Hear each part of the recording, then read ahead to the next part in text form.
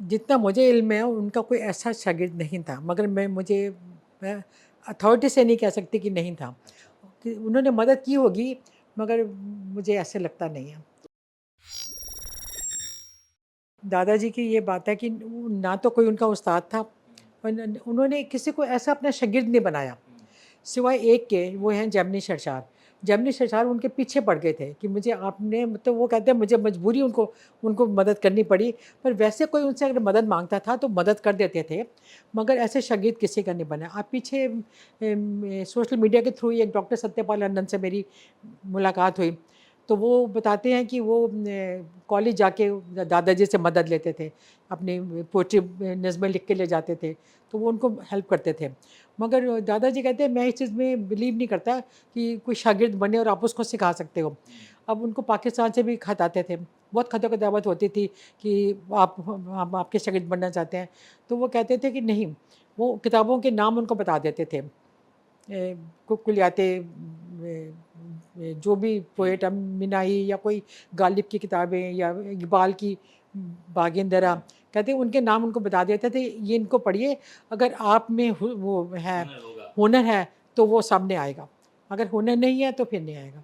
तो उन्होंने इस तरह, अगर कोई ऐसे कोई मतलब कोई ऐसे कोई रिक्वेस्ट करे, हुँ, आपसे दरख्वास्त करे कि आप मेरी ये नज़म देख लीजिए, ठीक कर दीजिए, वो मदद करने में कभी नहीं हिचकिचाए।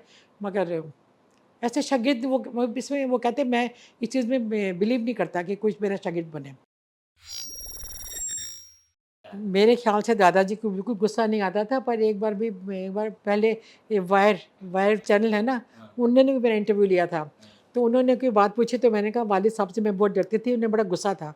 तो वो कहने लगे नहीं, हमने तो सुना है गुस्सा मरहूम साहब को था। अच्छा, तो मुझे बाद में मैंने सोचा, मैंने कहा हो सकता है वालिद साहब ने विरासत में लिया होगा, पर अच्छा, मैंने दादाजी को कभी गुस्सा करते नहीं देखा। अच्छा, कभी नहीं देखा। हो सकता है बाहर उनको किसी वजह से होता, वो गुस्सा वाले हो भी नहीं सकते थे। वाले साहब तो शुरू-शुरू में बहुत हम बच्चे उनसे बहुत डरते थे। मैं तो बहुत डरती थी, इसलिए कभी गलत काम ही नहीं किया कि उनका हाथ ही ना उठ जाए। अच्छा, ये डर लगता था बहुत। पर प्यार भी करते थे, ये बात नहीं कि वो गुस्से में, हुँ, बोले गलत काम करेंगे आप तो वो मतलब वो प्यार से नहीं जी, जी, समझाएँगे, जी, जी, वो गुस्सा करेंगे, उनका ये नेचर था। मेरे पास कुछ तस्वीरें उनकी मैंने किताब में शाये करवाई हैं, वो किताब एक्चुअली ख़त्म हो गई है, मैं उसका सेकंड एडिशन, वो यादें मरहूम साहब की है, अच्छा, वो मैं करवा के वो भी आपको भेजूँगी, उसमें कुछ तस्वीरें हैं। अच्छा, 1931 की भी है, 1915 की भी है, ज़्यादा उन दिनों तस्वीरें होती नहीं थी। हाँ,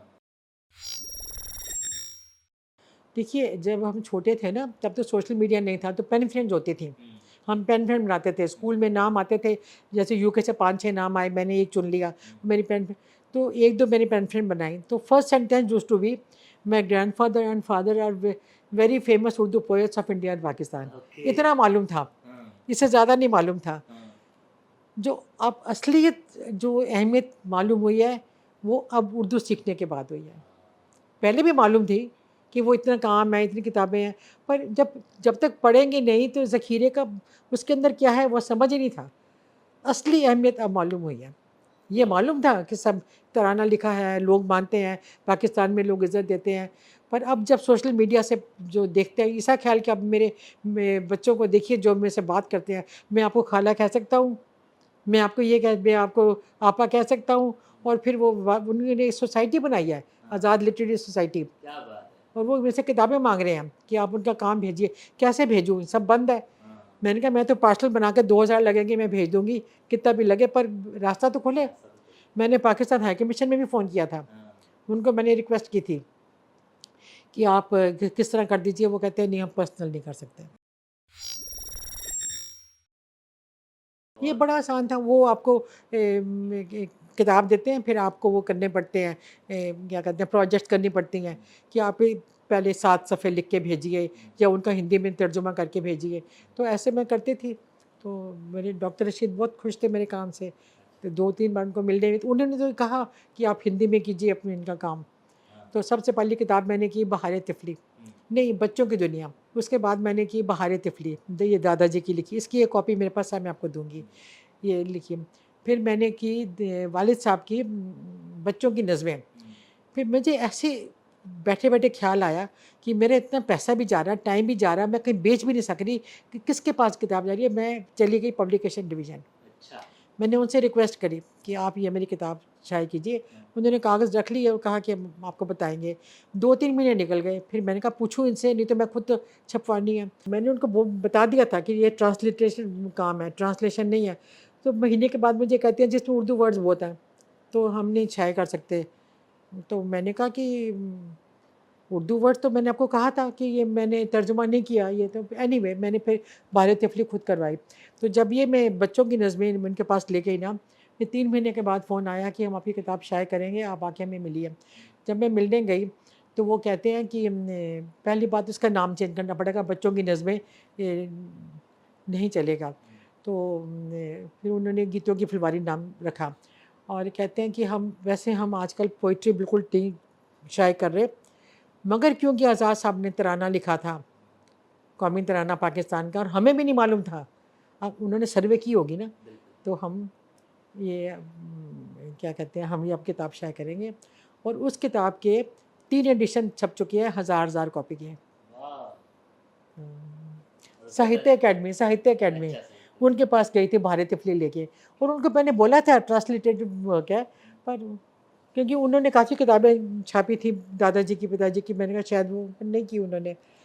इसके इन 3 किताबों के बाद मैंने करी याद जगन्नाथ आज़ाद की, फिर यादें तिलक चंद महरूम की, फिर और उसके बाद फिर मैंने एक और किताब ट्रांसलेट करी, वो है वालिद साहब की, क्या नाम है उसका, मेरे गुज़श्ता रोज़ो शब। उन्होंने लाहौर के बारे में छोटी सी किताब है, मैं आपको दूंगी वो भी।